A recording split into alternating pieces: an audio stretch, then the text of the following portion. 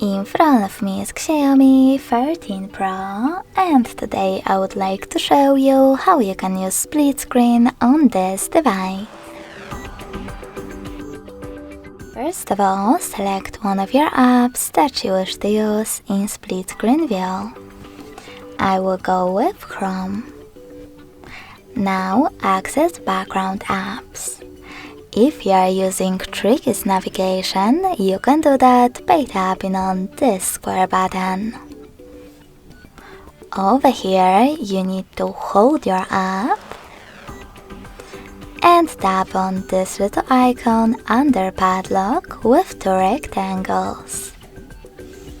Then click on Home button and tap on the other app, like Gallery. As you can see, finally, I can use both at the same time.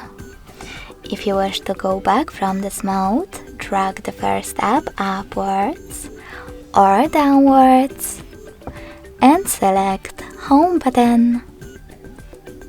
Thanks so much for watching. If you enjoyed this video, smash that like button, comment and subscribe.